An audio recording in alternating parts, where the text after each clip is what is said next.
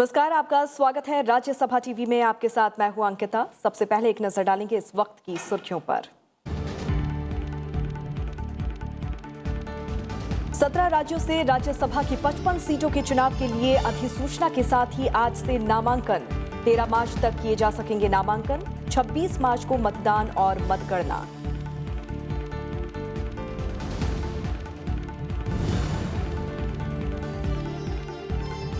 दिल्ली हिंसा के मुद्दे पर दोनों सदनों में गतिरोध। विपक्ष के अवरोध के चलते राज्यसभा और लोकसभा की कार्यवाही बुधवार सुबह 11 बजे तक के लिए स्थगित। गतिरोध के बीच लोकसभा से खनिज विधि संशोधन विधेयक समेत 2 विधेयक पारित।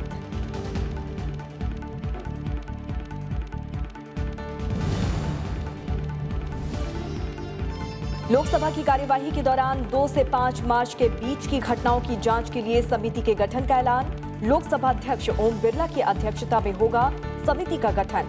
समिति में शामिल होंगे सभी दलों के नेता।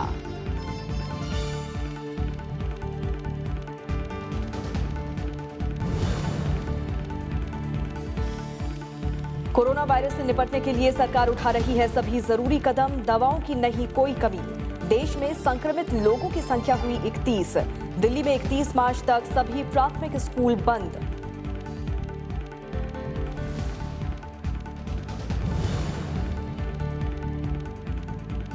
एसबीआई केंद्रीय बोर्ड ने नकदी संकट से जूझ रहे यस बैंक में निवेश को दी सैद्धांतिक मंजूरी। रिजर्व बैंक ने कहा यस बैंक मामले को प्रभावी तरीके से 30 दिन के अंदर निपटाया जाएगा।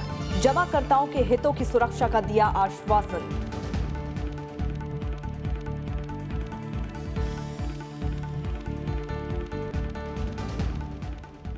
राज्यसभा की 55 सीटों के लिए आज अधिसूचना जारी होने के साथ ही नामांकन प्रक्रिया शुरू हो रही है। नामांकन दाखिल करने की आखिरी तारीख 13 मार्च है। नामांकन पत्रों की जांच 16 मार्च को होगी। उम्मीदवार 18 मार्च तक नाम वापस ले सकेंगे। मतदान 26 मार्च को होगा। महाराष्ट्र से सबसे ज्यादा 7, इसके बाद तमिलनाडु से 6 और पश्चिम बंगाल से 5 सीटें खाली हो रही हैं। संविधान के अनुच्छेद 83(1) के मुताबिक संसद के उच्च सदन राज्यसभा के 1/3 सदस्य हर 2 साल में रिटायर होते हैं।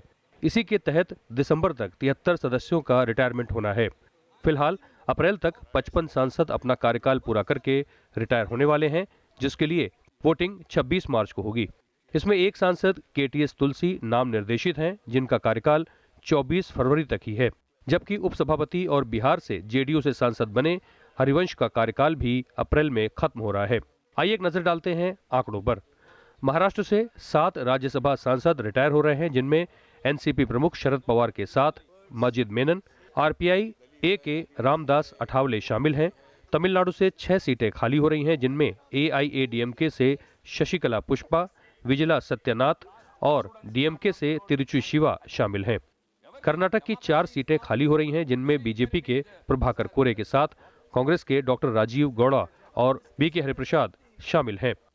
इसी तरह आंध्र प्रदेश से 4 सीटें, बिहार से 5 सीटें, झारखंड से 2 सीटें, मध्य प्रदेश से 3 सीटें, गुजरात से 4, राजस्थान से 3 सीटें, छत्तीसगढ़ से 2 सीटें, हिमाचल प्रदेश से 1 सीट, पश्चिम बंगाल से 5 सीटें, तेलंगाना से 2 सीट, हरियाणा से 2 सीट और मेघालय से 1 सीट खाली हो रही है।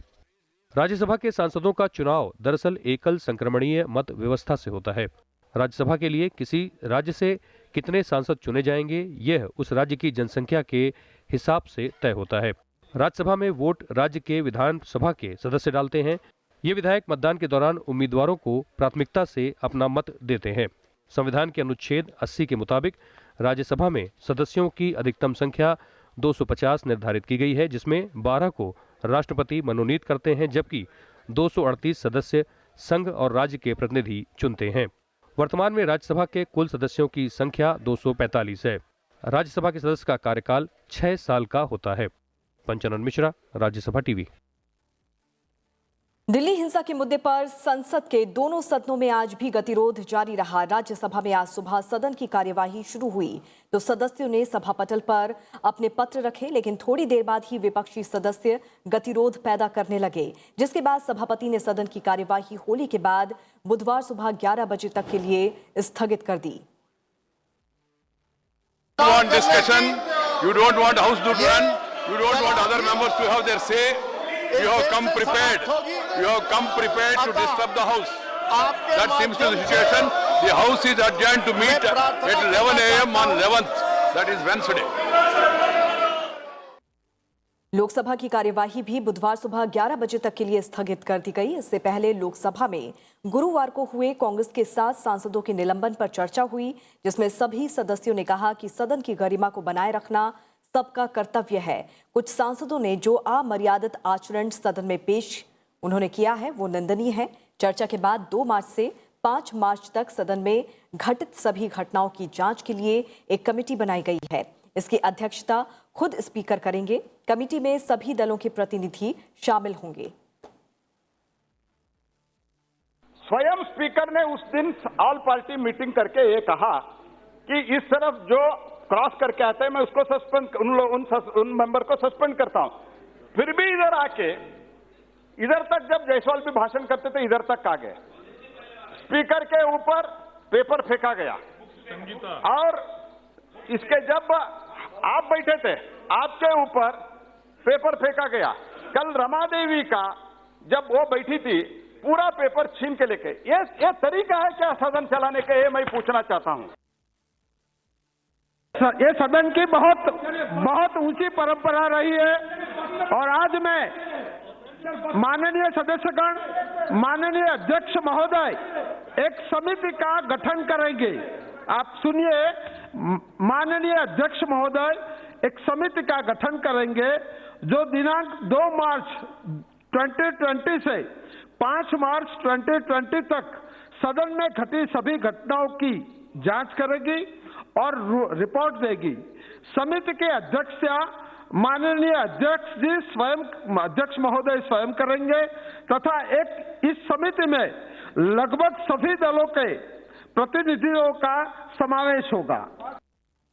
लोकसभा से आज खनिज विधि संशोधन विधेयक 2020 पारित कर दिया गया। इसमें कोयला खदानों के पट्टे संबंधी नियमों और आवंटन संबंधी प्रावधानों को स्पष्ट किया गया है। इसके जरिए खनिज विकास और विनियमन अधिनियम 1957 और कोयला खान विशेष उपबंध अधिनियम 2015 में संशोधन का प्रावधान किया गया है। विधेयक का मकसद कोयले के अंतिम उपयोग पर लगे प्रतिबंध को हटाना है। साथ ही ये कोयला और लिग्नाइट ब्लॉक की नीलामी के लिए पात्रता का भी प्रावधान करता है। ये विधेयक 10 जनवरी 2020 को जारी खनिज कानून संशोधन अध्यादेश 2020 का स्थान लेगा।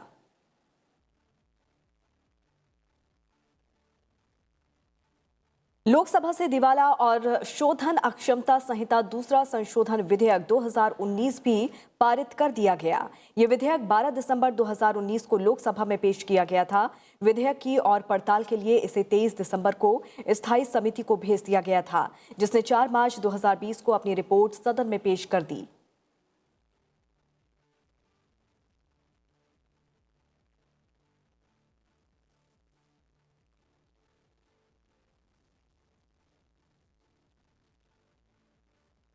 हमारे संवाददाता पंचानन मिश्रा इस वक्त संसद परिसर से हमारे साथ जुड़ रहे हैं। सीधे रुख करते हैं पंचानन का।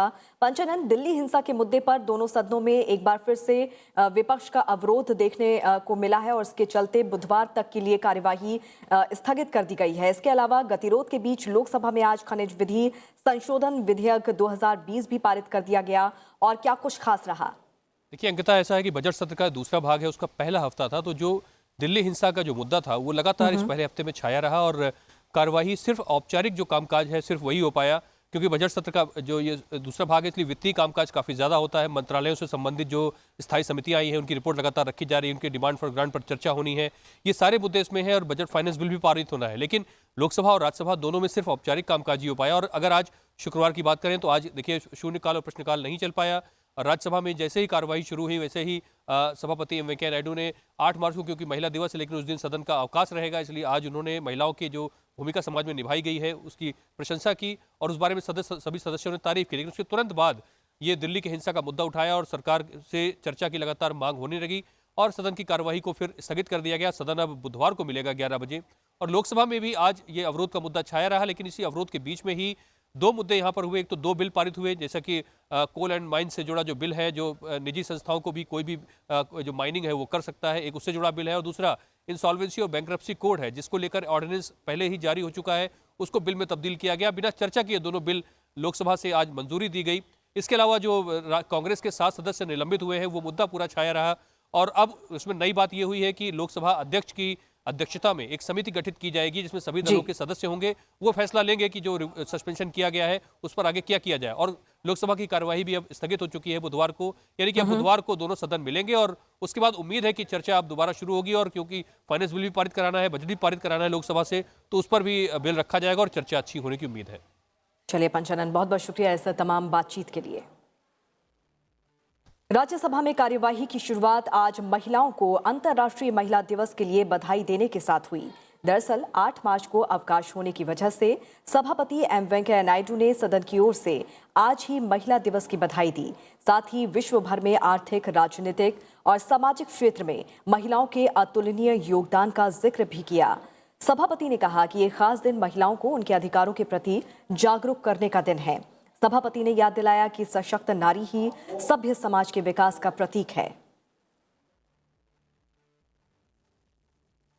Members, March 8th is the International Women's Day, a day to celebrate the social, economic, cultural and political achievements of women throughout the world and honor their resolute determination and incessant efforts to achieve equality, justice and economic development. It is also a day to reflect upon and ponder over the progress made so far and the impediments that lie in the path of women empowerment.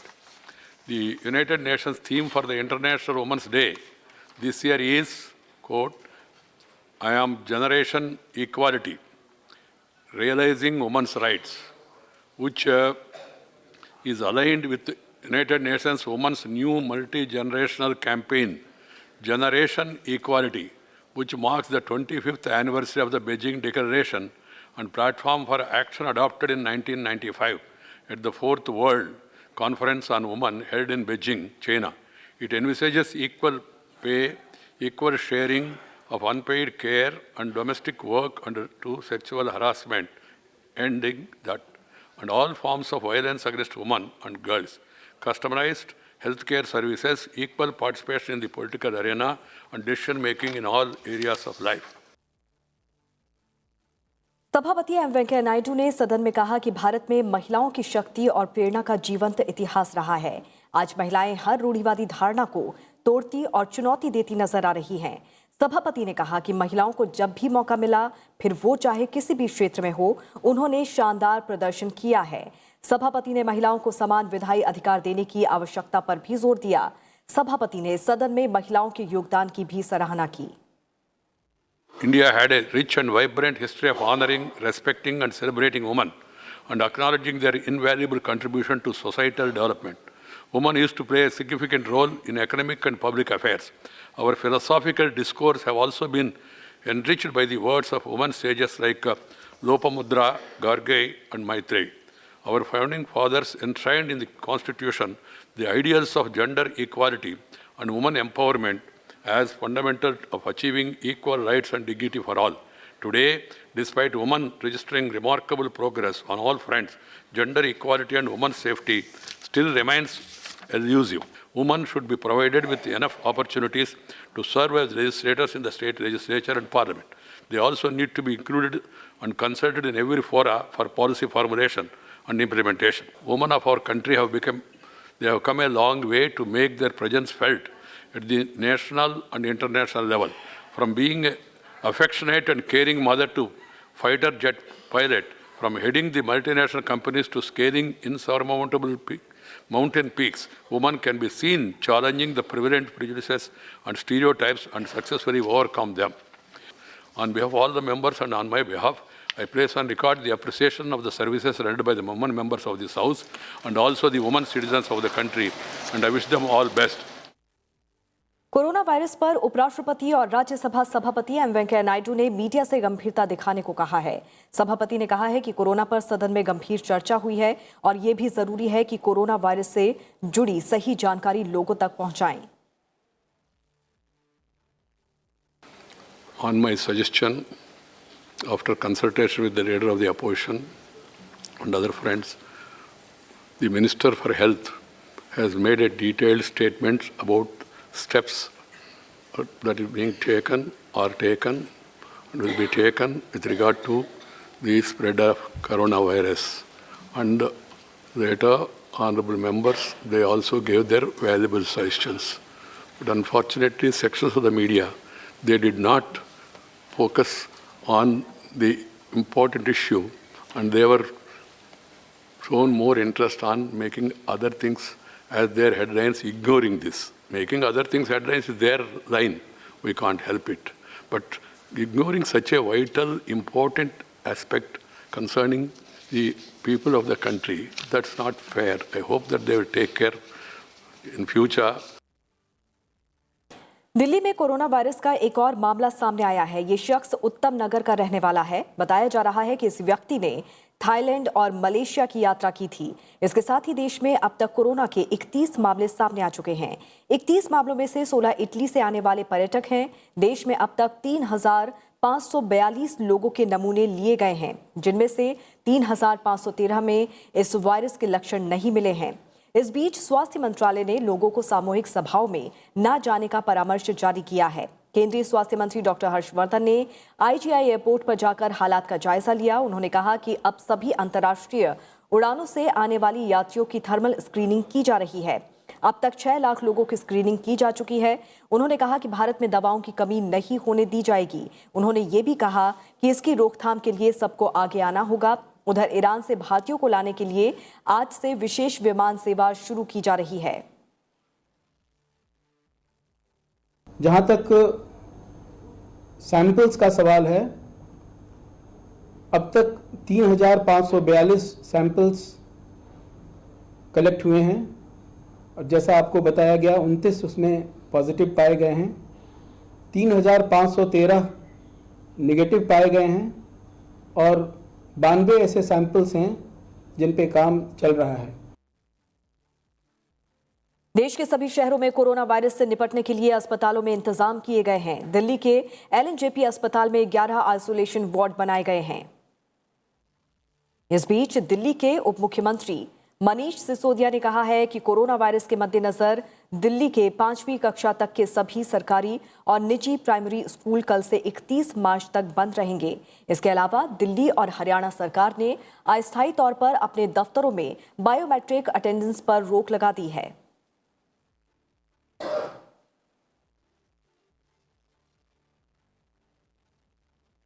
केंद्रीय गृह सचिव अजय भल्ला ने corona के खतरे के मद्देनजर पड़ोसी देशों से भारत आने वाले लोगों की स्क्रीनिंग की स्थिति की समीक्षा की। गृह सचिव ने मुख्य सचिव, अतिरिक्त मुख्य सचिव और राज्यों के DGP, अतिरिक्त DGP के साथ वीडियो कॉन्फ्रेंस के जरिए समीक्षा की। राज्यों ने सुनिश्चित किया कि विभिन्न संक्रमण बिंदुओं पर डॉक्टरों द्वारा नियमित जांच की जा रही है। साथ ही सीमावर्ती क्षेत्रों में लोगों को ग्राम सभाओं के माध्यम से वायरस से संक्रमित होने से बचने के लिए बरती जाने वाली सावधानियों के संबंध में बताया जा रहा है। गृह सचिव ने सभी अधिकारियों से यह सुनिश्चित करने को कहा है कि अपेक्षित परीक्षण किट और अन्य चिकित्सा आपूर्ति के साथ डॉक्टर्स की 24 घंटे तैनाती सुनिश्चित की जाए।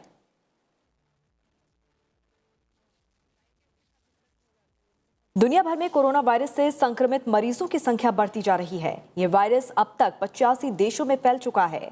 दुनिया में इससे अब तक 3,300 से ज्यादा लोगों की मौत हो चुकी है। ब्रिटेन में कोरोना वायरस से पहली मौत का मामला सामने आया है, तो वहीं कोरोना के फैलाव को रोकने के लिए इटली समेत कई देशों में शैक्षणिक संस्थान बंद कर दिए गए हैं। कोरोना वायरस को लेकर अमेरिका, इजराइल ने सैन्य अभ्यास रद्द कर दिया है।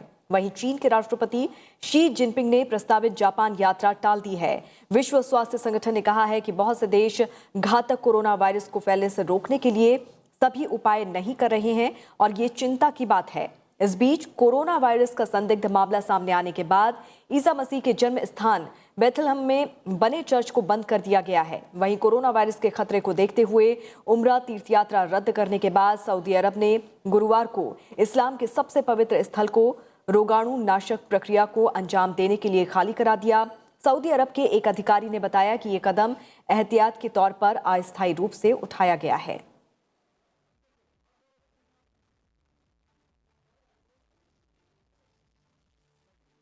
कोरोना वायरस संक्रमण के खतरे को देखते हुए प्रधानमंत्री नरेंद्र मोदी की बेल्जियम यात्रा टल गई है। विदेश मंत्रालय ने गुरुवार को इस बारे में जानकारी दी। प्रधानमंत्री को भारत यूरोपियन यूनियन सम्मेलन में हिस्सा लेने के लिए बेल्जियम की राजधानी ब्रसेल्स का दौरा करना था। ब्रसेल्स में 13 मार्च को ये सम्मेलन आयोजित किया जाना था, जो रद्द हो गया है। सम्मेलन की नई तारीख का ऐलान बाद में किया जाएगा। हालांकि प्रधानमंत्री का बांग्लादेश दौरा निर्धारित तारीख को ही होगा। प्रधानमंत्री नरेंद्र मोदी 16 से 18 मार्च को बांग्लादेश का दौरा करेंगे। प्रधानमंत्री बांग्लादेश के पहले राष्ट्रपति शेख मुजीबुर रहमान की जन्मशती समारोह के मुख्य अतिथि होंगे। जहां तक इंडिया EU समिट का सवाल है, जिसमें प्रधानमंत्री, जैसा आपने बताया, इसमें दोनों देशों का ये मत रहा है कि फिलहाल जो अभी, और वहाँ के हेल्थ अथॉरिटीज़ का ये मत रहा है कि एक दूसरे के देशों के बीच में अभी ट्रैवल नहीं होना चाहिए, और इसीलिए उसी मत से डिसाइड किया गया कि इस समिट को रीशेड्यूल किया जाएगा। सूचना आयुक्त बिमल जुल्का को शुक्रवार को मुख्य सूचना आयुक्त नियुक्त किया गया है। राष्ट्रपति भवन की एक विज्ञप्ति में कहा गया है कि राष्ट्रपति रामनाथ कोविंद ने राष्ट्रपति भवन में आयोजित एक समारोह में जुल्का को केंद्रीय सूचना आयोग में CIC के पद में शपथ दिलाई थी। सुधीर भार्गव के 11 जनवरी को सेवानिवृत्त होने के बाद आयोग के प्रमुख का पद रिक्त था। आयोग में CIC समेत सूचना आयुक्तों के 11 स्वीकृत पद हैं। अभी 6 सूचना आयुक्त हैं। जुल्का के CIC के रूप में नियुक्त होने के बाद 5 और सूचना आयुक्तों के पद रिक्त हैं। दिल्ली में ग्लोबल बिजनेस समिट के उद्घाटन सत्र को आज प्रधानमंत्री नरेंद्र मोदी संबोधित करेंगे। सम्मेलन में दुनिया भर से आए प्रतिनिधि शामिल होंगे। इस साल सम्मेलन की थीम है collaborate to create sustainable growth in a federal world.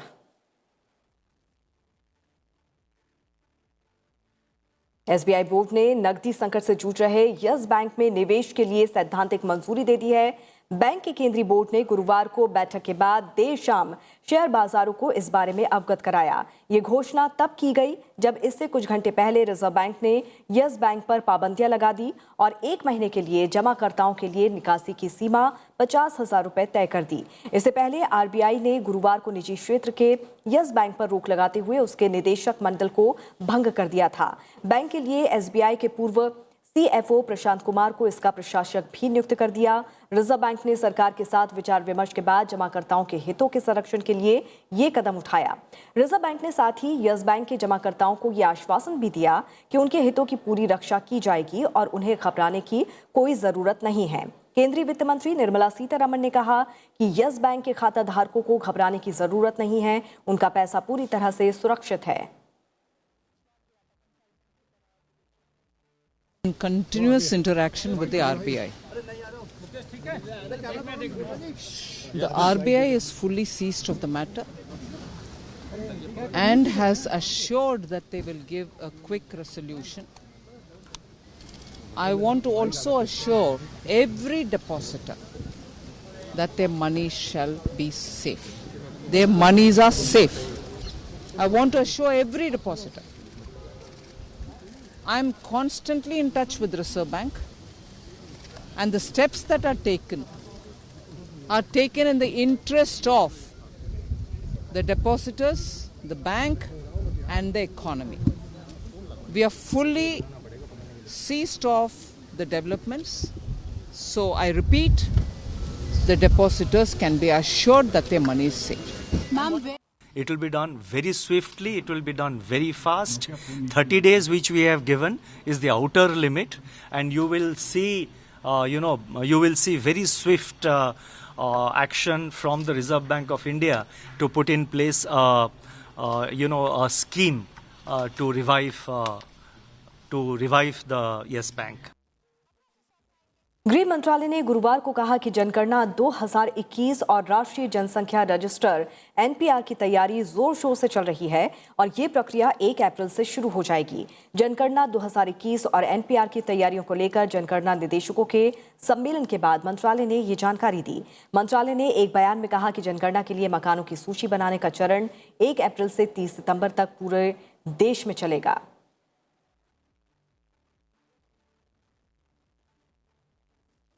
और अब बात पर्यावरण और जलवायु परिवर्तन को लेकर खास पेशकश की।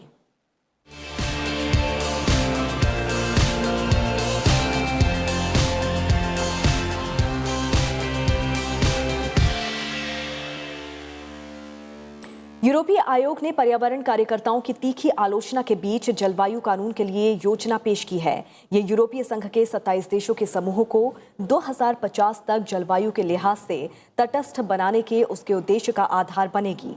इसके तहत यूरोपीय देश अगले 3 दशक के दौरान जीरो ग्रीन हाउस उत्सर्जन के लक्ष्य को हासिल करेगी। यूरोपीय संघ के कार्यकारी बैठक में इस प्रस्ताव को मंजूरी दे दी गई है। हालांकि समूह की 2030 के लिए उत्सर्जन लक्ष्य इजाफे की कोई योजना नहीं है। आयोग ने कहा कि इस संबंध में एक योजना सितंबर तक पेश की जाएगी।